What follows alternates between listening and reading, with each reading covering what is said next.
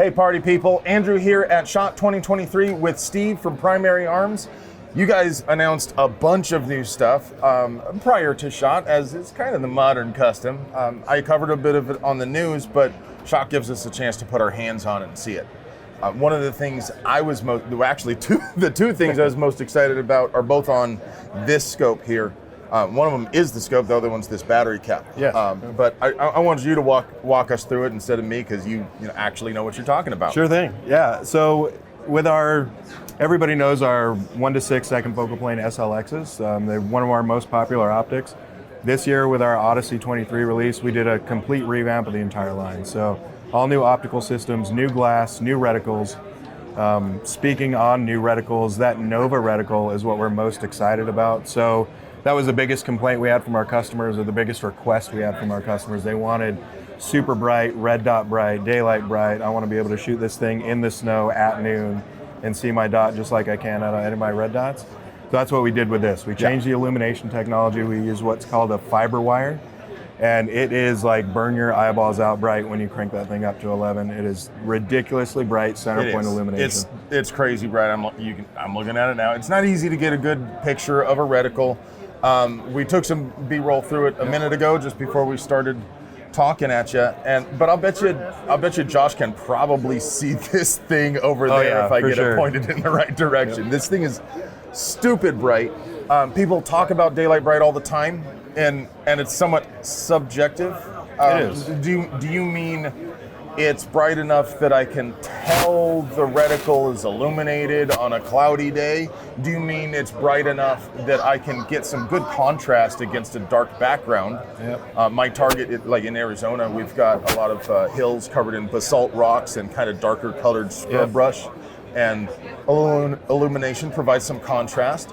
Doesn't have to be crazy bright to do that in daylight hours. Right. Or do you mean when I bring my rifle up in the noonday sun against nearly white berms and white targets, that dot is going to pop so good that I can't miss it? There's a lot of room in there. Yeah, and it's, with that classic etch and fill illumination, that's where you're getting the contrast on dark backgrounds. You see a little bit of red. If you're shooting into shadows, a lot of like hunting scenarios, shooting at dark-haired animals in the shadows where a black reticle just kind of disappears. With an etch and fill illumination, you're going to get the contrast to be able to still use your reticle. With this, what we're doing, our red dot or our daylight bright in the Nova, is that thing looks like a red dot, like a reflex optic that you're using. Correct me if I'm wrong. So I understand the physics of it. The reason is that the etched reticle scatters a bunch of the LED. If we I don't know if you do, but if you use the same emitter against an etched reticle, it's going to scatter a bunch of the light all over throughout the scope. Right. Whereas this, or a reflex sight, bounces almost all of that LED's energy into your eye. Exactly. So think about it like a stop sign versus a red light.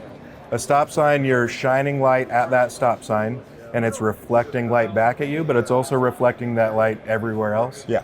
With a red light, that lens is pointed at you, so when you illuminate that thing, all the energy from that light source is getting forced down to you. That's why you can see a red light in the middle of the day, where a stop sign, you can't really tell that your lights are bouncing off in the middle of the day. So an etch and fill would be like a stop sign. We have a fill material within the reticle that we're bouncing light off of, and with our fiber wire, we're actually taking a fiber optic, running it down through the reticle, illuminating it from the end, so that fiber optic's acting like a pipe that's pushing all that light straight back to the shooter. And that fiber is physically there next to the reticle, which would explain why it's a second focal plane. So you can do it in first or second, but we did it in second because we want this thing to be as fast and as thin as possible. So at 6x, that's where all the mill hash marks that are in there, the auto ranging technology that's in there, that's what everything there is calibrated to. But we wanted to make sure it stayed very thin. So being in the second focal plane, we figure most people are going to use this at 1 or 6. So if you placed that fiber physically, because to unpack a little, the first and second focal planes are specific places within the scope where the light beams converge. So if we physically placed it, first focal plane would be up here, right? Correct. And second focal plane would be back here somewhere. Yeah, you're magnifying in front of the reticle versus behind. If we put it back here, if I'm hearing you right, it would appear larger when it was magnified. Right. Yep. Because your reticle gets bigger, so all your stadia gets thicker, and There's a limit to how small we can make that, because it's physically a fiber optic inside of there. Yeah. There's a thing in there. We're not just cutting glass. It's actually a physical piece in there. So that makes sense. And maybe somewhere down the line, maybe if people really, really want it, you guys are super responsive to what the market wants. So I'm sure it's not out of the question to do it in the first focal plane. But I think end users might not understand what they would get if we did that. Exactly. This is really exciting. Of course, the other thing that grabbed my attention from your press release a little while ago is this. I love things like this because it provides such an amazing amount of utility at pretty low cost. I don't remember what your MSRP was on it, but right around $50. Yeah, that's not that's not bad at all. What this does is it converts, I won't say any scope that matches the thread pattern, which includes a lot of your scopes and your competitor scopes. Oh yeah, some of the most popular scopes that are out there. Yeah. It converts it to turn the reticle on, or rather, it closes the contact on the battery when it senses movement. Exactly. So if you want to put, maybe you got an old, I don't know if I could say it out loud, an old Strike Eagle. Yeah. You use on your home defense rifle, you can retrofit it with this, lean it up against the wall, the reticle will go off after a few minutes of being still, and then it'll turn on again when you pick it up. Exactly. You can convert the optic that you have to an always on, so you don't have to worry about cranking your illumination back up or turning it off when you're done with it. You turn it on the setting you want it on. As soon as it sits still for a couple of minutes, it shuts itself down, and as soon as you touch the gun, it's not even picking it up. Like we're talking about, like you touch the gun, it kicks itself back on. I've got a few of your sites with the AutoLive in it, and I've to see how, since I put it on like the armoire in my bedroom, and if I touch the armoire sometimes, if I'm really careful about it and super sneaky, I can slowly begin to tilt it, but it also has a tilt sensor in there, so once it gets to a certain point, even if it's moving slowly, it turns on. It's not hard to tell that it shut itself off. A lot of people will call us and tell us, it's not turning off. It doesn't work. It's not turning off. Like, no, is it on top of your refrigerator? Yeah, exactly, right? Are your kids walking around real heavy yield upstairs? Because that'll turn it on. Like it's extremely sensitive. So you don't have to worry about, snagging your gun up in the middle of the night, picking it up, and then blink, it comes on. It's just on. We also call it like shake awake, but it's not. It's not. It's when you have to sit there. If it moves at all, it's going to come on. I love the AutoLive. I love this. Is this a 5X Prism? This is the 5X Prism. Sweet. Tell us about it.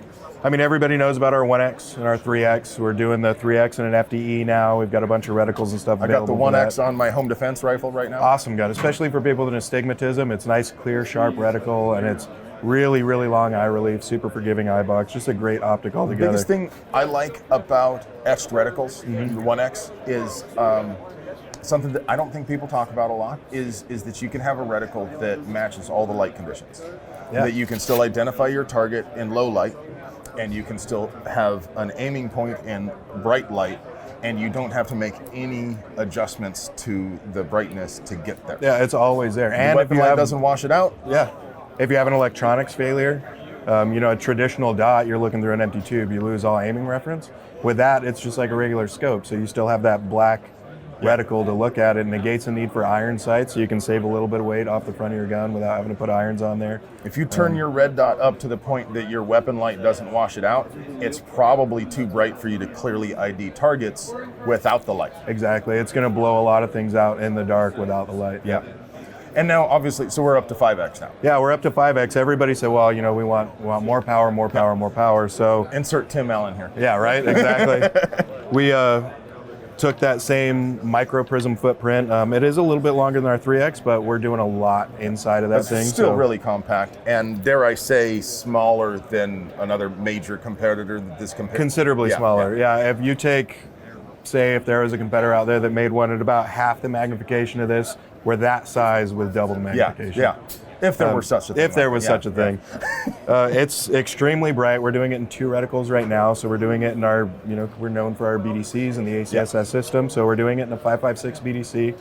But one of the things we're real excited about, we're doing it in a grip mill, so a mill-based grid system now as well. Oh, which cool. we haven't been able to do, because if we tried to do that in a 1X or a 3X, It'd just be way too busy. too tiny, you can't see anything. But the etched lines would be too thick to really distinguish between each. It would just turn into a big mushy mess, especially under illumination. That's a cute waffle. Yeah, right, exactly. But now that we have 5X, we can spread that out a little bit. And now we've got a grid system. Can I take a look through it? Yeah, for sure. So if you're shooting 300 blackout, 8.6, something crazy, some different ballistics that are out there, as long as you know your dope, you can use that just like any other mill-based system. This is the Aurora. That one's the Aurora, yep. So that's our 5.56 base reticle. This is also stupid bright. It is, extremely bright. As you go up in magnification, you can get a little bit more out of those etched reticles if we only illuminate that little bit in the middle, right? Yep, exactly. If we can focus that light down, we can make it brighter. The same scattering problem is made less if it's a tiny little bit that we're shining that on. Exactly. Yeah, that's pretty sick. And honestly, that chevron in there, this is getting on reticles that are illuminated with the fiber on the outside. Yeah, it's amazing. And there's, it's compatible with things like our MROM. So that's a 1 o'clock mount for a red dot. So you have a 5X system, then with the MROM, which is this guy right here, you can 1 o'clock mount a reflex on there. So now you have a 1X option within the package. With that MROM, it replaces the keeper on the side of the scope, so it kind of unifies the whole mount package. You don't have to worry about a second piece coming loose, anything like that. Oh, yeah. And we also take So this just comes with longer screws than your original mount? No, it's the same screws because it's the same thickness on the keeper itself. Oh, no kidding. So it's one solid piece. You don't have to worry about any secondary joints or anything like that coming loose. We've also designed it to work with MOS plates. So you can have, with a set of Glock MOS plates, you can put whatever red dot you want on there, regardless of footprint. Okay. And then we've also aligned it with a bore. So if you just take this thing and offset at 45, when you cant that gun over, now instead of your barrel being vertically oriented, it's going to be canted over to the side. So you're going to have a little bit of left and right drift there. We actually take that and we orient it back to the bore. So your elevation is still only controlling elevation. Everything's aligned. You're not going to drift at distance. We kind of take all that into consideration when we're doing design work on that. That's pretty sick. I need to get one of these. I have 3X on my 10.5 inch pistol with offset Magpul irons, but that's also really cool. So I'm guessing this is the 6X magnifier, right? Correct. Our new 6X flip to side magnifier. So we've had our 3X micro magnifiers, we've had our full size magnifiers. Everybody wanted, again, more power. So we came out with a 6. You sure please, can. Yeah. I'll hold it so you can point at it. So with a 6X magnifier, you can tell it is a little bit longer tube, but again, we're doing a lot more stuff inside of that tube, so we need the room for it. One of the benefits to having a tube design like this is now compatible with the Unity, the Omni mount. So okay, the flip down. Yeah, the flip to center, the super tall one. So you can use that with that, no extra shims. You don't have to worry about it knocking into the housing, anything like that. It is completely compatible. And now our magnifier is coming with that FTSM from us. So that's our flip to side mount. You don't have to buy them separately like you did with the 3X micros. We're including it with this one. It is. We did it originally. A lot of people that that are buying your product are new to ARs, you know? Yeah, they want to pull it out of a box and put it on a gun. Yes. Yep. If you're looking for more affordable optics, then, and not all of the Primary Arms line is aimed at the affordable. There's, you've got the The SLX, the GLX, and the PLX line. Correct. Right? Yep. Yeah. But good, better, best. For the ones that are in the SLX line, that are looking for that entry point, one of the last things you really want is like, all right, I got this sweet magnifier, and then like right after you hit checkout, you're like, oh yeah, I'm gonna need to be able to put that on my gun, huh? Need to get them bolted together somehow. Yep. So now, it comes with that from us. We also include all the shims. So if you're absolute, lower 1/3, whatever your height is, it comes with it. You can set it up for whatever gun you're putting it on. I like that the mount that you went with doesn't have a button or something to. It just has a really good, solid detent on it. It's not moving on accident. I Oh, have to be it's a really, solid really mount, yeah. intentional about it. But why do I need to have some kind of extra button or something? This doesn't need a 0. Exactly. You know, it doesn't need to be locked into exactly the same place. And so many other makers, their mounts have push buttons. You have to, it locks Smash down, your it fingers. locks up. It's, yeah. And you would never want it to lock out, because if it takes a hit, I want it to fall down, right? Yeah, I don't want it to rip just off the shear side off. of my gun. And I don't want to, if I need my magnification, I want it there right now. If I don't need my magnification, I want to move it away right now. I don't want to have to push Yeah. a button and flip a switch. The and whole turn it point to- is it's supposed to be quick, right? That's the whole reason we do them, because it's fast. Yeah.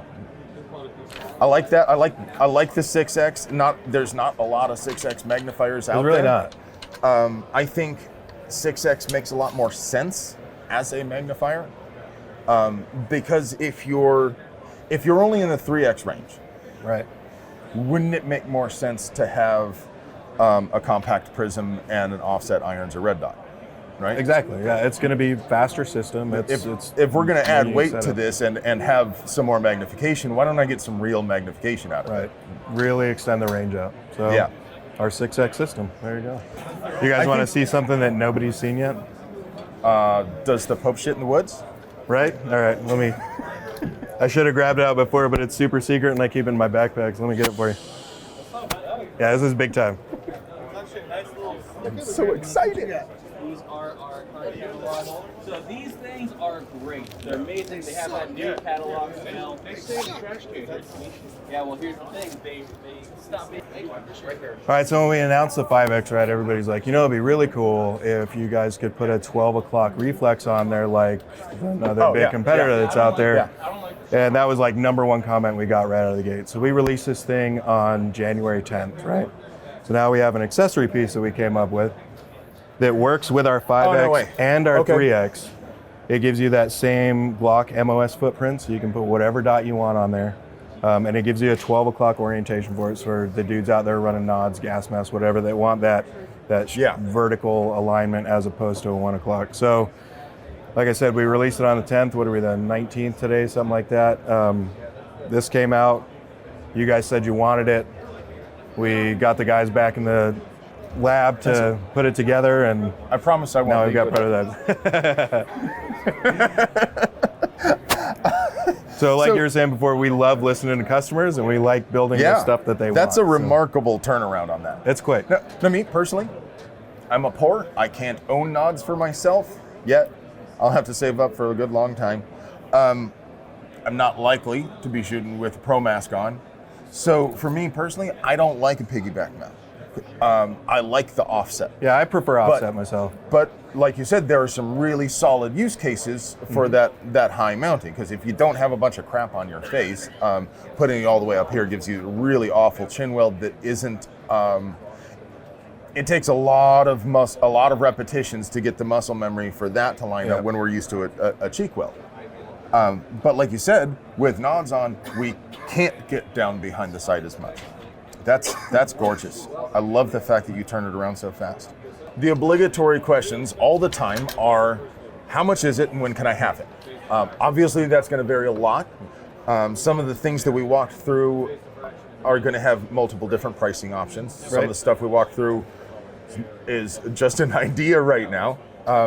But as best you can you tell us when some of these things are going to be available and what we'll have to pay? Yeah, so the way we're kind of doing our releases this year, we modeled it after what we did last year. So it's no longer, hey, we're coming out with this sometime this year. Everything we're doing here at SHOTShow is going to be introduced in Q1, Q2, so first half of the year. So you guys are going to be seeing this stuff more than likely within the next 2 months. We have some stuff that's coming in right now and starting to ship out to dealers.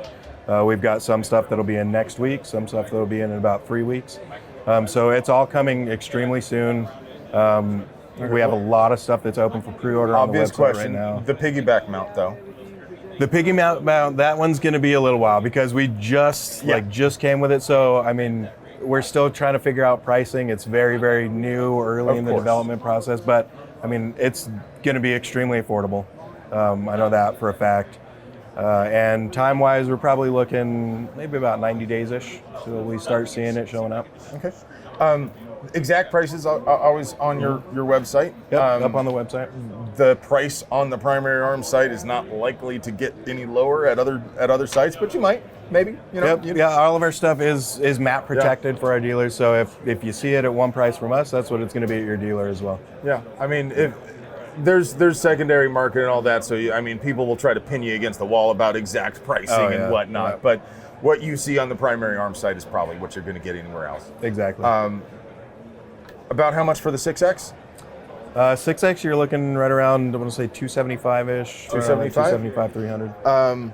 The new 1-to-6 with the fiber. Right around reticle? 320-ish. 320? Yep. Awesome. The 5X Prism? 5X, you're back in that 275 to 300 range. 275. And you said the AutoLive battery cap, which I feel like really deserves a lot of attention. To add AutoLive technology into whatever your favorite scope is that you have now, whether it's one of ours or one of our competitors, it's huge, massive. You can leave it on all the time. We found on average with general use cases, we're quadrupling battery life just by switching over to that. Yeah. You're going to get that thing right around $50. So it's, 2 boxes of 9mm now, basically? Yeah. That's pretty a good awesome. deal. Yeah. Well, thank you for your time. Thanks for putting up with my crap. Thank you guys for watching. Please support our sponsors. We couldn't do it without them. I love you.